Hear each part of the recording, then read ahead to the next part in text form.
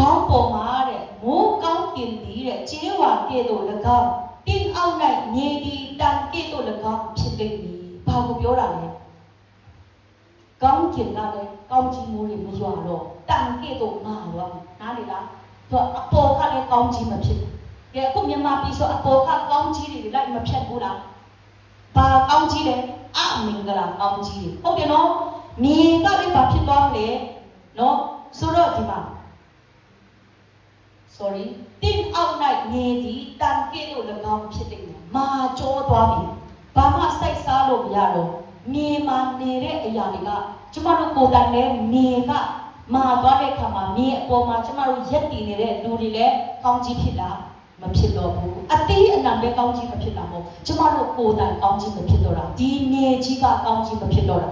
2019ကနေဖခင်ကကဘာကြီးကနှစ်ချမ်းပွဲတော့ဖခင်ပြပြီးသားနော်ဒီငလင်းဒီမပြောခင်မှာလည်းဖခင်ပေါ်ပြတာကျမပြောထားတယ်နော်ကျမအကောင့်အမြဲတမ်းကြည့်တဲ့လူကသိတယ်လေရင်ပြတ်ကြမယ်ဆိုတာလေလေရင်ပြတ်ကြမယ်အရာကကျမဘန်ကောက်ဟိုတယ်ကနေဘန်ကောက်လေရင်ကွင်းကားစီးနေတဲ့အချိန်မှာပဲဖခင်ပြသွားတယ်လေရင်ပြတ်ကြမယ်ဟိုဘက်ကနေလာတာတစီအရှေ့ကနေအနောက်ကိုလာတာတစီပြီးရင်ရေထဲမှာလည်းပြုတ်ကြပြီးနီးလောင်တယ်အကုန်မဖြစ်ဘူးလားဖြစ်တယ်နော်ဆိုတော့ဒီနေ့ကျမရှောက်ပြောနေတာမဟုတ်ဒါပေမဲ့ဘာဖြစ်လဲဆိုရင်ကျမတို့ကဖခင်စကားနားမထောင်တဲ့အခါမှာမြေပေါ်မှာရှိနေတဲ့ကောင်းကြီးဖြစ်လားမဖြစ်တော့ဘူးဘာကြောင့်လဲကဘာကြီးကတန်မာသွားပြီနောက်ပြီးမှကျမ်းစာမှာလည်းတိုက်အမြင့်ကြီးဆောက်တာဖခင်မကြိုက်ဘူးနော်သိလားဘာဖို့လို့ရေးတိုက်ဘာဖို့ဖြိုဖျက်လဲတိုက်အမြင့်ကြီးဆောက်လို့လူတွေကဖျားစီတက်မယ်ဆိုပြီးတော့ကျမ်းစာမှာပါသေးတယ်နော်ကျမကျတော့အရန်ကျမတို့ကကျမ်းစာတက်ပြီးကျမ်းစာအလွတ်ချက်တဲ့ထဲမှာမပါတော့အလွတ်တိချက်တတ်ဖို့ဟာလေလုယာနော်ဆိုတော့ဒီနေ့နားလေစေချင်တာကကျမ်းစာမှာတိုက်အမြင့်ကြီးမဆောက်ခိုင်းဘူးဘာကြောင့်လဲဆိုတဲ့အခါမှာဒီတိုက်တွေအများကြီးပြိုကျတော့မဲ့အချိန်မှာဘုရားကျမကိုပြမြေကြီးမခိုင်တော့ဘူးအောက်မှာအလုံးလိုက်တွေအကုန်ပြုတ်ကြတယ်ကျမပြောတာမကြဘူးအကုန်နိုင်ငံကအတိုက်အမြင့်ကြီးတွေမြေကြီးထဲဝင်ကုန်တယ်အဲ့ဒါမြေကြီးအကျော်မခိုင်တော့ဘူးလို့ဘုရားပြောတာဖြစ်တယ်ဟာလေလုယာအဲ့ဒါဒီနှုတ်ပတ်တော်အဖြစ်ဒီနေ့မပြီးဆုံးလားဟုတ်လားပြီးဆုံးတာပဲဟာလေလုယာထောင်ရဖျားဒီတင်းနေရပြီးလိုက်ရွာတော့မိုးရေကိုမြင်မုံကြည့်တော့မိုးရေကဘာဖြစ်သွားလဲမြင်မုံဖြစ်စေတော်မူတဲ့ဖြစ်တင်းဒီ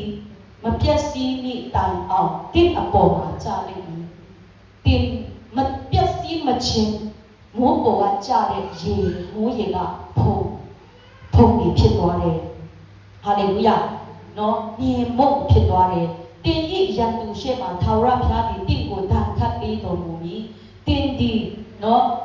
တလန်တီဖြစ်သူတို့ရှိရာသို့သွားတော်လေလမ်းခဏတွေဖြစ်သူတို့ရှေ့မှာပြေး၍မြေပေါ်မှာရှိသောအတိုင်းအပီတို့ပြောင်းသွားရလိမ့်မည်မြန်မာပြည်တွေမပြောင်းကြဘူးလားပြောင်းလို့နိုင်ငံခြားထိုက်တာကောင်းကင်နိုင်ငံရောက်တာမဟုတ်ဘူးတတိယနိုင်ငံရောက်တာကောင်းကင်နိုင်ငံရောက်တာမဟုတ်ဘူးကျင်းချင်းကြောင့်ထွက်ပြေးနေရတာဒီနေ့တင်တို့ကထွက်ပြေးတဲ့ထဲမှာမပါသေးဘူးဟာလေလုယာဒီနေ့ကျွန်တော်တို့မြန်မာပြထွက်ပြေးတဲ့ထဲမှာမပါသေးဘူးဟာလေလုယာတချို့တွေကထွက်ပြေးတဲ့ထဲမှာတပီထွက်ပြေးရအဲ့ဒါနိုင်ငံခြားရောက်ပြီးဆိုပြီးအရန်အထင်မကြီးနဲ့ကျင်းချင်းခံရတယ်ထွက်ပြေးခြင်းမောင်းထုတ်ခြင်းခံရတယ်ဟာလေလုယာတချို့ဆိုလိမ်လေပြီးသွားတယ်ဟာလေနော်သူတတိယနိုင်ငံရောက်သွားရင်အရာအဆင်ပြေတော့ဖျားကိုနေသွားတယ်ဟာလေလုယာအိုးမလေးရှားမှာအများကြီးတတိယနိုင်ငံမသွားရတဲ့အတိတော်အခုလိုမျိုးတပါကျမတို့သွားရမှာဆရာတို့နဲ့အဲ့ချိန်မှာလင်စပန်နဲ့ပါလေနော်သွားပြီးဆုတောင်းပေးတယ်ဟာဆုတောင်းပေးပြီးမကြဘူးအတိတော်တစ်ခုလုံးတတိယနိုင်ငံရောက်သွားတယ်ဟာမသွားခင်မှာဆုတောင်းနေတတိယနိုင်ငံရောက်သွားတော့ဘာမှအဆက်တွေလည်းမရှိဘူးဟာလေလုယာတခါတလေကျမတို့ကအမှုတော်ဆောင်တွေလူတွေကလည်းလူသုံးသိလားလူသုံးနော်တတိယနိုင်ငံရောက်တော့ဘုရားကိုလည်းမချစ်တော့ဘုရားရဲ့ဝါဒတွေဖြစ်လာဟာလေလုယာအဲကြောင့်မလို့ဘုရားကဒီမှာတင်းဤရန်သူရှေ့မှာထာဝရဘုရားဒီတင့်ကိုတန်ပေးတော်မူသည်တော်မူမည်တင်းဒီတလန်တီဖြစ်သူတို့ရှိရာသို့တွားတော်လေ လမ်းခုနှစ်တွယ်ဖြစ်ပါဖြစ်တယ်သူတို့ရှေ့မှပြေး၍မြေပေါ်မှာရှိသောအတိုင်းတိုင်းအပီပီတို့ပြောင်းသွားရလိမ့်မည်ပြောင်းသွားတဲ့သူတိုင်းမနာမလို့နဲ့တင်မပြောင်းရဖို့ဆိုအောင်ပါအာမင်ပြောင်းသွားတယ်ဆိုတာကဖျားကျင်လိုက်လို့မရွှေ့မရသွားရတော့တာလေဒီတော့ကလူတွေစစ်ဖြစ်တော့မြို့မပြောင်းလာရအောင်လားမြို့မှာငလင်ဖြစ်တော့လေတော့ပဲမပြောင်းရအောင်လားဘေးနိုင်ငံဘေးရောက်ပြောင်းရဟာလေလုယာအဲ့ဒါကျင့်ချင်းမိတာဖြစ်တယ်ဆိုတော့ဒီနေ့နားလေးစီခြင်းနဲ့တင်ရအတေကောင်းကြီးတဲ့မိုးကောင်းကင်နဲ့နော်တိုးတင်ရစားစရာဖို့ဖြစ်ရလိမ့်မည်ထိုတရိษံတို့ကိုအဘေသူမြမမောင်းရကဲကျွန်တော်တို့လာရှိုးကိုခိုင်တင်းကြီးဖက်ဆိုအလောင်းကြီးဒီတိုင်းပဲခွေးနေစားတယ်အဲ့ခွေးတွေဘယ်သူမောင်းလဲဘယ်မှမောင်းနိုင်ခွင့်မရှိဘူးဒီနှုတ်ကပတ်တော်ကဒီနေ့မြန်မာပြည်တကဘာလုံးတကယ်မဖြစ်ဘူးလားဖြစ်တယ်2025မှာနိုင်ငံခြားမှာ3နှစ်လောက်ပြီးအစပြုတယ်ဖျားဖွင့်ပြတယ်ကျွန်မပြောတာ4ရက်လောက်ဆိုတော့မဖြစ်ဘူးလားဖြစ်တယ်ဒါပေမဲ့တဏှာပဲဖြစ်လားတနိုင်ငံလုံးဖျားကမြန်မာပြည်မှာပဲကျင့်ချင်းမိတယ်မဖြစ်နဲ့တကဘာလုံးကိုကျင့်ထားတာအဲ့တကဘာလုံးကိုကျင့်ချင်းမိတဲ့အဖွဲ့တွေကဖျားစကားကိုနားမထောင်ပြီးလိုက်မလျှောက်တဲ့အဖွဲ့တွေကြုံကိုကြုံရမယ်ဟာလေလုယာဆိုတော့ဒီနေ့စစ်လဲဖြစ်တယ်ကိုဝတ်လဲဖြစ်တယ်ကျွန်မကစစ်နဲ့လဲကြုံတယ်ကိုဝတ်နဲ့လဲကြုံတယ်ဒါပေမဲ့ဖျားကအပြေရန်လွတ်လပ်ပေးထားတယ်ဟာလေလုယာဆိုတော့အဲ့ကိုဝတ်ဒုတိယပတ်မှာဖျားကျွန်မကိုပြတယ်အမှုတော်ဆောင်ရင်တော်တော်တင်းနေဆိုတော့ကျွန်မလည်းအမှုတော်ဆောင်တော့အဲ့ဖွဲ့ကျွန်မလည်းပါတယ်ကိုရိုနာဖြစ်သွားတယ်ကျွန်မလည်းတင်းနေလို့ဖျားအဲ့ချိန်မှာဘာဖြစ်လဲချင်းနေပတ်စတာတွေပဲအရောက်နေရကြောသေးတယ်အဲ့တစ်ခေါက်မှာဖျားကျွန်မကိုပြတယ်နော်အမှုတော်ဆောင်နေတင်းနေဆိုရဲအခေါက်မှာကျွန်မကဖျားရဲ့ဂျေဇုတော်ကြောင့်အသက်ပြန်ရှင်ရတာဖြစ်တယ်မဟုတ်ဘူးဆိုရင်ဒီနေ့တင်တော့ဒီညမှာကျွန်မကိုတွေ့တော့မှာမဟုတ်နော်ပြာကြပြီးမီးရှုမလားဘာလို့မလားမသိဘူးနော်ဆိုတော့ဒီမှာအသေးကောင်းကိုဆိုတဲ့အခါမှာအဲ့ဒီအချိန်မှာအလောင်းတွေလည်းဘာဖြစ်လဲဘသူထိရဲလဲယောဂကြောင့်ဘသူမှမထိရဲဘူးနော်ပြီးရင်စစ်ကြောင့်အကောက်ကြီးတော့ပုတ်ွားနေတဲ့ခွေးတွေဆွဲလို့အဲ့ခွေးတွေလည်းဘသူမှမထုတ်တယ်ဘသူမှမထုတ်ရအကုန်ကြွပြီးတွေ့ပြေးကိုနော်ထောင်ရဖျားဒီတိကိုအဲ့ဘသူ sorry ထိုတရိษံတို့ကိုလည်းအဘေသူများမမောင်းရထောင်ရဖျားဒီတင်ဤအဲ့ကတုပြီတင့်ကိုအဲ့ကတုပြီအနာစိတ်နော်မြင့်တရားစိတ်ဝေနာမပြောက်နိုင်တော့ယာနာဖြစ်တန်ခတ်တော်မူမည်ဒီတိဖျားပြန်ပြထားတယ်ကဘာကြီးရဲ့အောက်မှာဓာတ်ငွေ့တွေကအပေါ်ကိုတက်လာပြီးလူတွေရဲ့ခန္ဓာကိုယ်ထိုးပြီးယာနာဖြစ်မယ်လို့ကျွန်မကိုနေ့ကအဲ့လိုပြီးပြောထားပြီနော်ဆိုတော့ဒီလိုမျိုးဖြစ်တယ်ဆိုတဲ့အရာတွေကလည်းဖျားကျွန်မကိုပြောပြဖွင့်ပြတဲ့အရာတွေလေလူတွေကစမ်းစာမဖတ်လို့စမ်းစာမပါလို့လားကျွန်မပြောတဲ့စကားလုံးတစ်လုံးမှစမ်းစာနဲ့လွဲတာမရှိဘူးဟာလေလုယာစမ်းစာမှာအကုန်ပါတယ်မဖတ်လို့မသိလားစမ်းစာကလိုက်ထောက်တယ်ကိုတောင်စမ်းစာဖတ်ဘူးလားတီလိုက်ထောက်တဲ့လူတွေအများကြီးပဲနော်ဆိုတော့ဒီမှာယူရောအနာတဲ့မျက်စိကန်းတော့အနာတဲ့မိမိုးသွေးဝေတော့အနာဖြစ်တန်ခတ်တော်မူမည်အခုယောဂဖြစ်နေတဲ့လူတွေတပုံကြီးမယုံရင်ဆေးယုံတယုံတော့သွားကြည့်အလလလာအလုံးဝဆိုရင်တစီနေဖယားကြောင့်အေဝန်တလီအတွက်ဆိုမပါဝင်ဆေးယုံမှာဆိုဖက်နဲ့သွားရည်ပြီးအကုန်မပေးရလားပေးရတယ်စားရတာကောင်းကြီးမစားရဘူးအမင်္ဂလာဖြစ်တာနော်အကုန်ဆေးယုံမှာပဲဟိုတဲလုံးစူးစမ်းပြီးရှာထားတာဆေးယုံမှာသွားဖေးဖို့ပဲစုနေတယ်ဘာကြောင့်လဲဖယားကကြိတ်လိုက်လို့နော်ဖယားစကားကိုနားမထောင်လို့ဟာလေလုယာမျက်စိကန်းတော်သူဒီမောင်မိုက်နဲ့စမ်းတက်ရတဲ့ကဲ့သို့တင်တို့ဒီမွန်းတဲ့အချိန်၌ပြင်စမ်းတက်ရလိမ့်မည်တင်ပြုတော့အမှု၌မအောင်မြင်ပဲညင်းဆဲခြင်းလူယူခြင်းကိုသာခံရလိမ့်မည်အသေးသူများမတည်နိုင်ကဲအခုမဖြစ်ဘူးလားဘလောက်ရှာကြားဖြတ်ကလင်းလိုက်တယ်ကျမတို့အတိတယောက်ချင်းကသူ့သားကလေနိုင်ငံခြားကနေလာပြီးမှမြန်မာပြည်လဲရောက်ရောသူများဆက်တွေ့တာအလုပ်ကလည်းဘလောက်ရဘလောက်ရင်းမလဲတင်း400ပါသွားအဲ့ပါတဲ့အဖွဲတွေကမဲချင်တယ်ကျေးဇူးတော်ချီးမွမ်းခြင်းကြီးပေါ်ပေးဘူးလား အူတီကိုပေးဘူးလားခြေဖို့တဖို့ကိုမှန်ရဲ့လားဟာလေလုယာပြီးရင်အခုရန်ကုန်မှာဒေါက်တာတယောက်နာမည်ကြီးနေတယ်တိကျလားမသိဘူးအခုအခြေချုပ်တော့မြည်တယ်ထောင်တော့မကြသေးဘူးမြန်မာပြည်တပီးလုံးကိုလင်းစားတာသူစတော့ကဲမှာထဲ့ရင်ဘလောက်မြက်နေအဲ့ဒါအတိအကျပါတဲ့လူတွေကကျမစီရောက်လာရင်ကုန်ကတယောက်တင်းထောင်ချင်နေပါတယ်သူကဆရာဝန်မဖြစ်တယ်သူကဘယ်လိုလုပ်လဲဆိုဆဆဆိုရင်တသိန်း10သိန်းရင်းတဲ့လူကဘာဖြစ်လဲ9သိန်းချင်းပေးလိုက်တာသူတို့ပတ်စံဟုတ်တယ်သူထည့်လိုက်တဲ့ပတ်စံလေးဟုတ်တယ်နော်ကဲအခုငါ10သိန်းထည့်လိုက်တယ်ကျမကိုအဲ့10သိန်းကနေပဲအမြဲဆိုပြီးကိုပတ်စံကို9သိန်းပေးလိုက်တယ်အဲ့တော့သိန်း100ရင်းတဲ့လူကိုတခါလဲသိန်း90ပေးလိုက်တော့ကိုပတ်စံနဲ့ကိုလောဘကြီးနေရလေတိလားအဲ့ဒါနဲ့သိန်း1000အခုမြန်မာပြည်မှာအများကြီးခရိယာတွေအတင်းတော်အလူငွေတော်ပါနေတယ်အမင်္ဂလာဖြစ်တဲ့အဖွဲ့ဒါကြောင့်မို့ဒီနေ့ကျမတို့အလူငွေပေးနေအမင်္ဂလာဖြစ်မဲ့ဘုရားကျောင်းမှာဖြစ်ပေးရင်အမင်္ဂလာဖြစ်တယ်အဲကြောင့်အဆုတောင်းအလူငွေပေးနေကျမတို့ဆုတောင်းရမယ်အမှုတော်ဆောင်နေတဲ့ဆယ်ဖို့တပုမထဲတဲ့အမှုတော်ဆောင်သွားပေးအမင်္ဂလာဖြစ်တယ်အတင်းတော်နဲ့ဆယ်ဖို့တပုမထဲတဲ့အတင်းတော်ပေးအမင်္ဂလာဖြစ်တယ်ဟယ်လိုနော်အဲ့တော့အဲ့မှာလေအမှုတော်ဆောင်တွေရဲ့အလူငွေလည်းပါတယ်ဆရာမယေရှုတောင်းပေးပါတချို့ဆိုရင်လေတရားလုံးရောင်းထားတဲ့ပတ်စံကြီးဆိုတယ်အတင်းတော်ဘုရားကျောင်းဆောက်ဖို့ဆိုပြီးဆိုတော့အခုဘလုံးသွားတော့ကြောင်သွားယူသွားတဲ့ခါတွေလည်းအများကြီးတချို့ကကိုယ်တက်နေချင်တာလည်းအများကြီးနော်နောက်ပြီးကချင်နောက်ပန်းတယောက်ကသူကတော့ဘယ်လိုလဲဆို10ယောက်လောက်ကိုသူကအမခံဒီမှာအယမ်းမြက်တယ်ရတယ်ငါအမခံတယ်ဘလောက်အမခံအခုဘလုံးသွားတယ်နောက်ဆုံးသူပိုင်သူကနာမည်ပြတ်လို့မရဘူးလေအဲ့တော့သူပိုင်တဲ့အိုးအိမ်တွေမြေကွက်တွေရောင်းပြီးအကုန်ဆက်နေရတယ်ဟာလေလုယာဒီထဲမှာအမှုတော်ဆောင်နေတော့ပါဘလောက်ထိဖျားမကြိုက်တဲ့အရာလုပ်တယ်အမင်္ဂလာခံရတဲ့ဟာတွေဖြစ်တယ်ဟာလေလုယာနော်ဒါကြောင့်မို့ဒီနေ့ကျမတို့ကျမ်းစာဖတ်ရင်လည်းကောင်းကြီးတရားဟောရင်ပဲဝမ်းမတာနဲ့လူတွေကကောင်းကြီးတရားဟောဝမ်းတာပဲဟေးယေရှုမနဲ့ကြွေဝါရမယ်အိုးအာမင်ဘာမှမလုပ်ဘဲနဲ့မရပါဘူးဟာလေလုယာနော်ကိုယ်တိုင်လိုက်လျှောက်ဖို့လိုတယ်ငါတို့ကယေရှုနဲ့ကြွယ်ဝတော့မျိုးပရောဖက်အမျိုးနဲ့အိမ်မှာထိုင်နေဘာပရောဖက်ဖြစ်လာမလဲနော်ဒါကိုဒီနေ့ကျွန်တော်နားလေမြင်းမျိုးမြင်းနွယ်ဘာမြင်းမျိုးနွယ်မြင်းနွယ်ဖြစ်လာမလဲနော်ဆိုတော့ထောင်ရဖျားဒီတင့်ကိုအိမ်တို့အစော်လေးမျက်စိကနောတူဒီမောင်မိုက်လိုက်စမ်းတရတဲ့ကဲ့သို့တင်းဒီမွန်းတဲ့အချိန်၌ပြင်စမ်းတရလိမ့်မည်တင်ပြုသောအမိုး၌မအောင်မြင်ပဲညင်ဆဲခြင်းလူယူခြင်းကိုသာခံရလိမ့်မည်အပေသူညမကေနိုင်အခုမြန်မာပြည်မှာဒါအယံခိစားနေတယ်ဒီမှာတော့ကြားလားမသိဘူးနော်ဒေါက်တာတယောက်လေဆရာဝန်လေးတပီလုံးရပတ်စာအလာလာ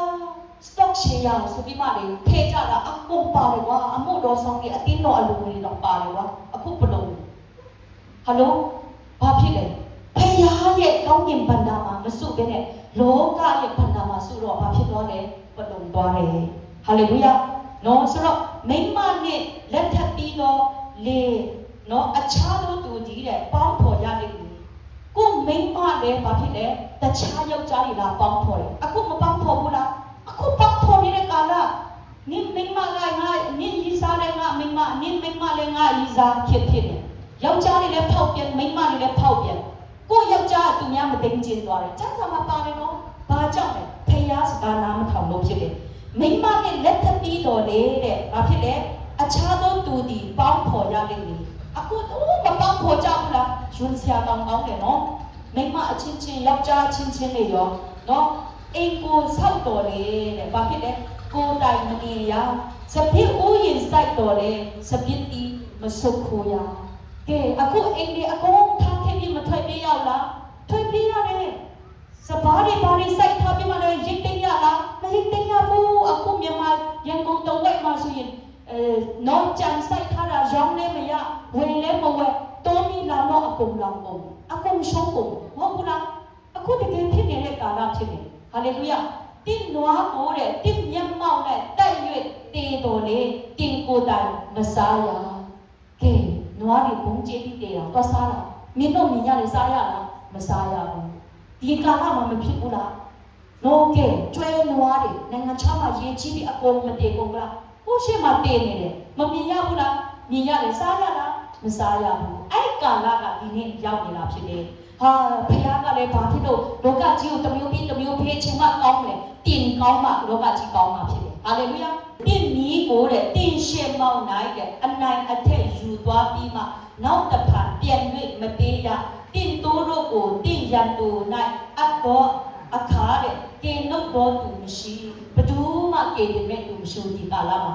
ဟေးငါကလာကေပါအောင်ဆိုအမြင်ထွက်ပြတဲ့ကာလဟုတ်တယ်နော်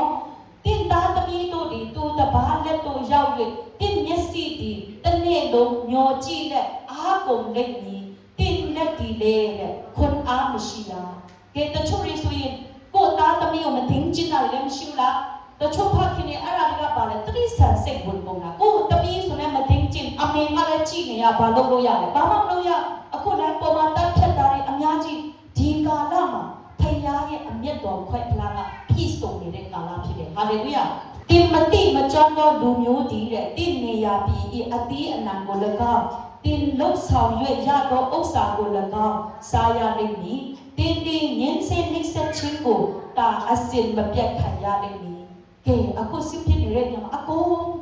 တော့အင်းဒီအကုန်လုံးလူတွေအဖိုက်တွေရတယ်ရေထစ်တက်တာမလည်းမတိမိခန်တက်တာမလည်းမတိတဲ့လူတွေကတူတာနော်သူတို့တူတာလည်းအပြစ်တင်လို့ရဖခင်ကအခုပေးထားတယ်ဟိုးရေထစ်တက်တာသူများအင်ကသွားလို့ပြီးအိမ်မှာကပါလာတဲ့ဆောင်းဒီအဝတ်ဒီရေထစ်တက်တာကိုဒီလိုလုပ်တယ်နော်ဘာကြောင့်လဲကျန်းစာမှာကဖခင်မတိတော့သူနော်ဆိုတော့ဘာဖြစ်လဲ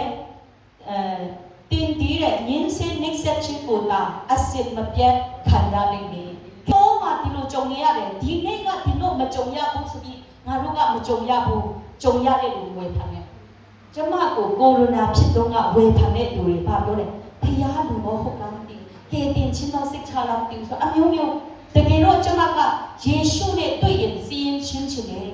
နော်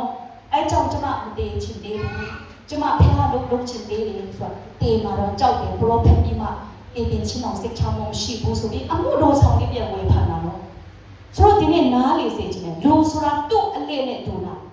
ကဲစစ်နဲ့ဆိုင်တဲ့လူကစစ်နဲ့ဖြေရတယ်ယောဂနဲ့ဆိုင်တဲ့လူကယောဂနဲ့ဆိုင်ရဖြေရတယ်ကဲယောဂနဲ့မဖြေရတဲ့လူတွေကငလင်ကြောင့်ဖြေရတယ်ငလင်ကြောင့်မဖြေရတဲ့လူတွေကစစ်ကြောင့်ဖြေရတယ်စစ်ကြောင့်မဖြေရတဲ့ကအစားတောင်းနဲ့မဖြေရဘူးလားဖြေရတယ်ကိုယ်အလေရောက်လာရင်ပဲဖြေနိုင်အောင်ကြိုးစားပါသူများအလေရောက်တဲ့အခါမှာလက်မျိုးမထိုးနဲ့ဟာလေလုယာနော်ကိုယ်အလေရောက်တဲ့အခါမှာကိုယ်ဖြေနိုင်အောင်ကြိုးစားပါလူတိုင်းကိုဖျားကအလေအကျစစ်တာဖြစ်တယ်လူတိုင်းကိုတခါလေးမရိပ်ပါဘူးကိုရိုနာနဲ့တခါရိပ်တယ်ငလင်နဲ့တခါရိပ်တယ်စိတ်နဲ့ရိပ်တယ်ယောဂနဲ့ရိပ်တယ်ရိပ်တဲ့အချိန်မှာပြင်ကြပါစေဟာလေလုယာနော်တယောက်နဲ့တယောက်ရဲ့စာမင်းပွဲကမတူဘူးသူများကိုစစ်တဲ့အချိန်မှာလက်မျိုးမထိုးနဲ့တင်အလေကနောက်တစ်မျိုးနဲ့လာဟာလေလုယာဟာလေလုယာထို့တို့ကိုယ်တိုင်တွေ့မြင်သောအမှုကြောင့်တင်းဒီအယူဖြစ်ကြလိမ့်မည်မဖြစ်ဘူးလား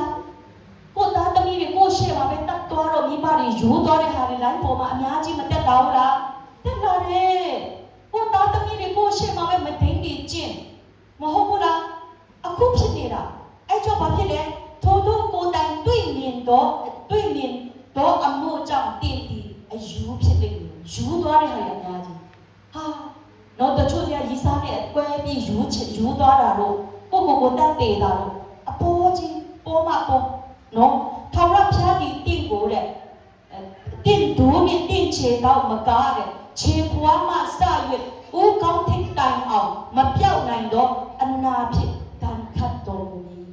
ကျင်းတော့ဒီလောက်ကြောက်စရာပေါင်းတယ်ဒါပေမဲ့လူတွေကြောက်လားမကြောက်ဘူးနော်ဖျားကိုနည်းနည်းမှမကြောက်အဲကြောင့်ဉာဏ်ပညာမရှိတော့အလင်းမရှိတာကျမ်းစာဘလောက်ကြောင်းတက်ကျမ်းစာဘလောက်ဥပမာကိုပဲသိတယ်အဲ့ဥပမာကဖယားရဲ့တပိမှန်ရင်ဖယားကဘာဖြစ်လဲ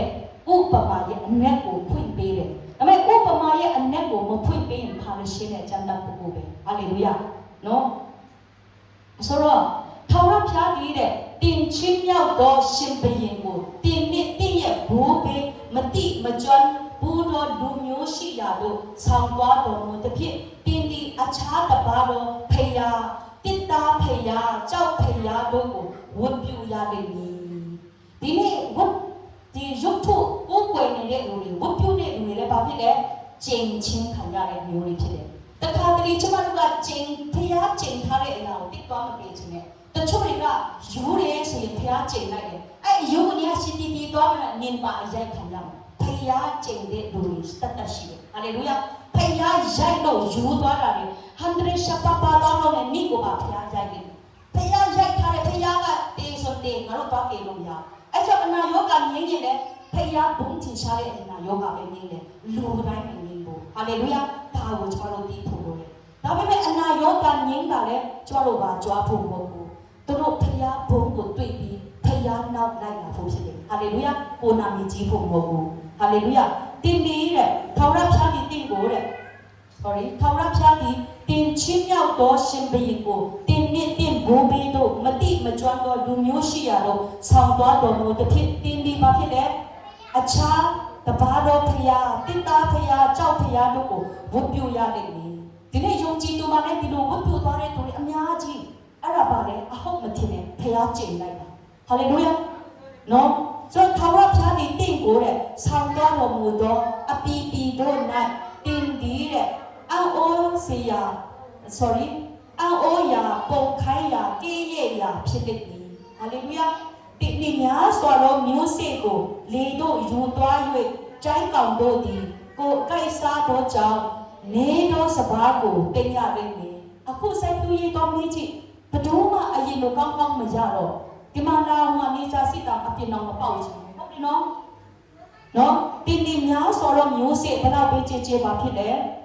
အစင်မပြေဘူးအဲ့ဒါဘာကိုလဲပြောတာလဲဆိုနှုတ်ကပတ်တော်မျိုးစေ့ပဲဖြစ်တယ်ဟာလေလုယာအခုနှုတ်ကပတ်တော်မျိုးစေ့ကဖျားကျင့်တဲ့လူတွေမှာမကြတော့တို့အဲ့ကျင့်ချင်းတန်ခံကိုခံရ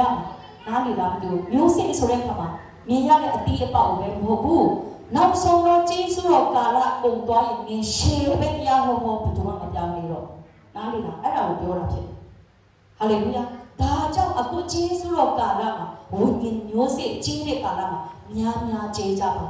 အမှုတော်ဆောင်နေပဲကျေးရမှာမဟုတ်တင်တို့အိမ်မှာတင်တို့ရဲ့သားသမီးမှာကြားပါကျေးပါတင်တို့ရဲ့ပတ်ဝန်းကျင်မှာကျေးပါဟာလေလုယာစင်ပေါ်တက်မှမျိုးစေ့ကျေးတာမဟုတ်ဘူးဖခင်ရဲ့မျိုးစေ့တင်အသက်ရှင်တော့ပဲကျေးရမှာဖြစ်တယ်နောက်ဆုံးကာလရောက်မယ်လူတွေကစိုးရင်ကြတယ်တင်တဲ့နေ့ကတင်ရဲ့နောက်ဆုံးကာလပဲဒီနောက်ဆုံးကာလကယေရှုတော်မသိဘူးခမေးတော်ပဲသိတယ်ဒါတွေဘေးချင်းငါတို့တွေ့ဆရာမလို့ငါတို့တွေ့ရမှာငါတို့မတည်ခင်မှာငါတို့စီဆိုရမယ်ဟာလေလုယာ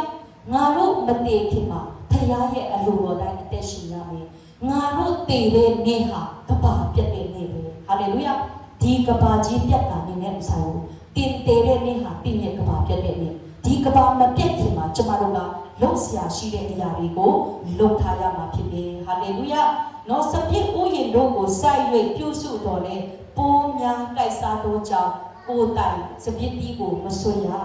စပြည့်တီးရေကိုလည်းမတောက်ရတင်းနေရအရရက်၌တန်ဝင်ပြင်ရှိတော်လဲအတီးမမင်းကြီးကြွေသောကြောင့်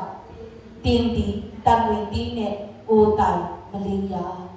ဒီအရာကဥပမာဖြစ်တယ်ကိုလုပ်တဲ့အရာတွေကဘလောက်လုပ်ကောင်းခြင်းမဖြစ်တာမစားရတာအဲ့ဒါကိုပြောတာဖြစ်တယ်ဟာလေလုယာ